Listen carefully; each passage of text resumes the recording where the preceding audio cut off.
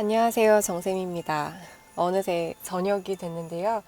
저도 일을 마치고 이제 집에 가려고 해요. 오늘은 제네시스 G70와 함께 퇴근길 주행해보면서 실제 일상생활에서의 주행 느낌은 어떤지 확인을 해보려고 합니다. 그럼 지금부터 G70과 함께 퇴근길 드라이브 시작해볼까요?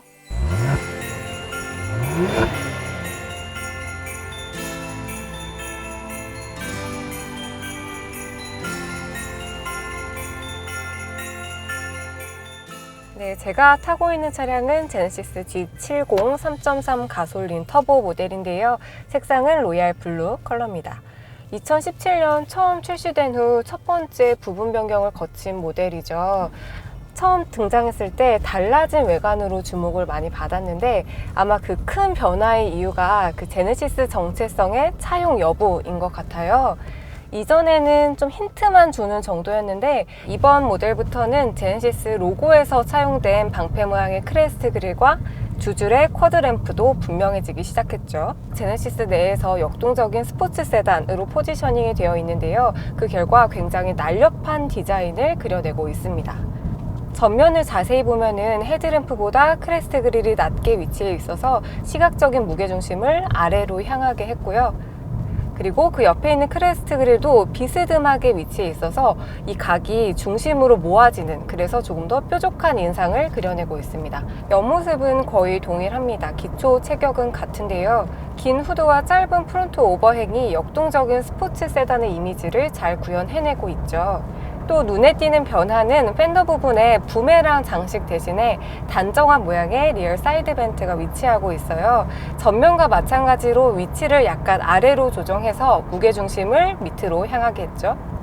네, 휠 디자인은 한층 날카로워졌죠. 또 스포츠 패키지는 이 브렘보 브레이크가 적용이 돼요. 이 시승 모델은 AWD 스포츠 패키지로 19인치 미쉐린 썸머 타이어와 스포츠 전용 휠이 채택됩니다. 후면에서도 제네시스의 정체성이 확실히 반영이 되어 있는데요. 전면과 마찬가지로 두 줄의 리어 램프가 탑재됐고요. 그리고 트렁크는 담백해졌습니다. 번호판이 아래로 내려간 대신에 그 자리를 제네시스 레터링이 메꿔주고 있고요.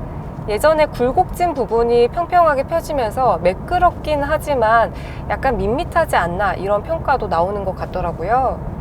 리플렉터는 보다 하단에 위치해서 듀얼 머플러를 감싸는 디자인을 보이고 있고요.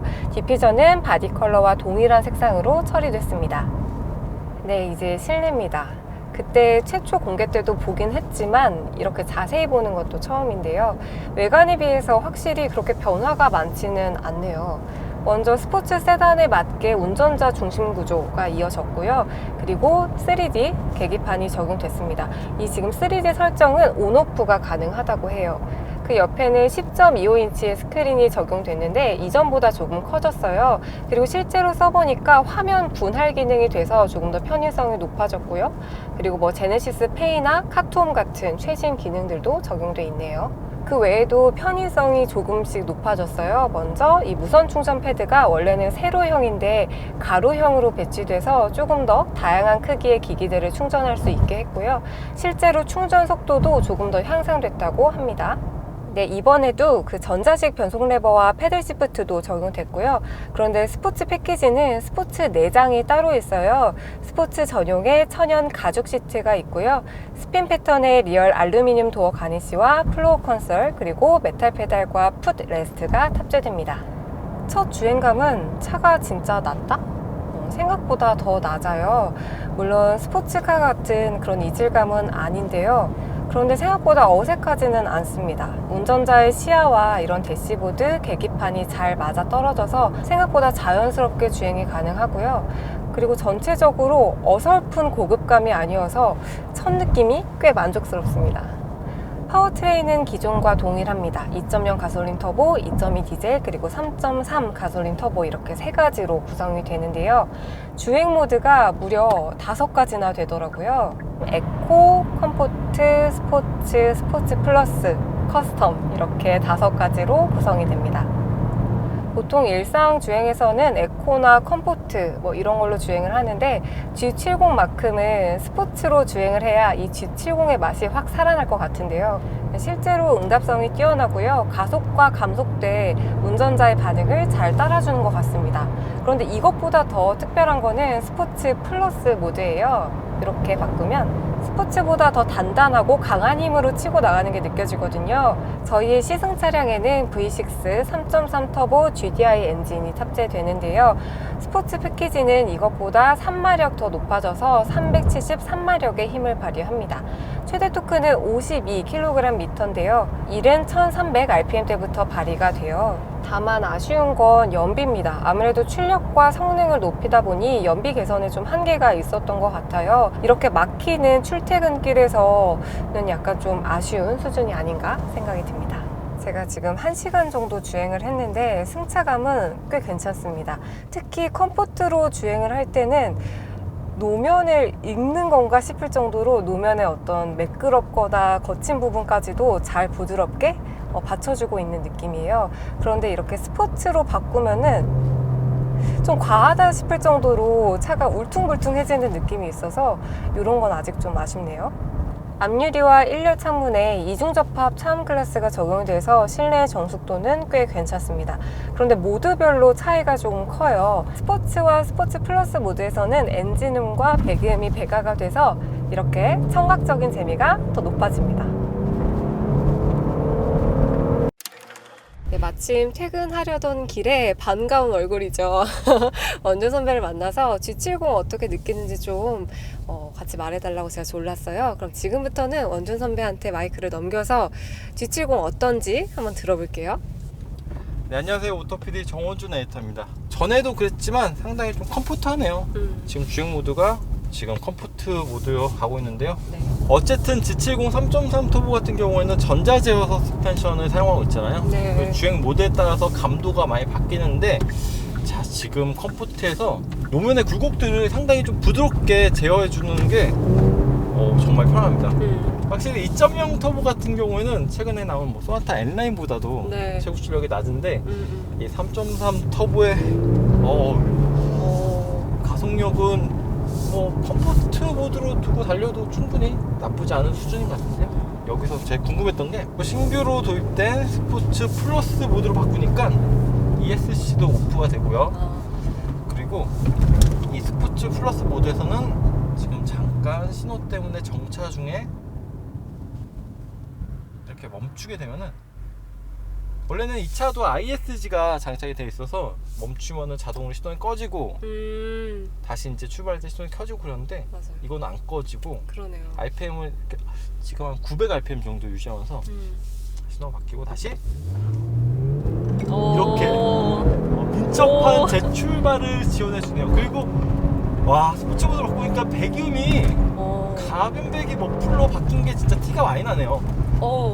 이 서스펜션 자체가 감도가 정말 좀 되게 타이트해지면서 노면 점프를 읽기는 정말 좋은데, 아까 컴포트 모드로 달렸던 똑같은 길을 가도 이런 굴곡들에 대한 반응이 완전히 다르네요. 이게 좀 호불호가 있을 수가 있겠어요. 이게 좀 딱딱해지는 게 확실히 있어서 네. 혼자 운전할 때는 괜찮아도 동승자라든지 2열에 누가 탔을 때 하면은 좀 싫어할 수도 있겠다, 그런 생각도 들고, 지금도 감속했을 때 아까 세미자 얘기한 것처럼 이렇게 RPM을 붕 뛰면서 변속기와 엔진 회전 소리 맞춰가지고 네. 전반적으로 높은 RPM대를 유지하려고 하네요. 그리고 지금 타고 있는 스포츠 패키지 같은 경우에는 이런 가변 배기 머플러뿐만 아니라 자동 제한 장치 LSD도 포함을 하고 있죠. 네. 가격대가 확실히 좀 고민일 것 같아요.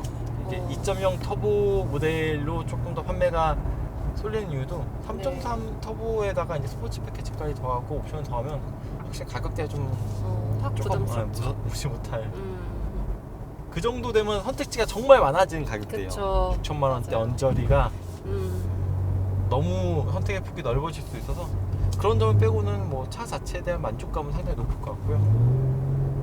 한 가지 아쉬운 건 외관 디자인 변화 폭이 아까 세미기자 얘기한 것처럼 크잖아요. 호불호는 있을 수 있겠지만 제네시스 최근에 패밀리 룩을 잘 이어가고 있는데 실내에 너무 안 막혀요.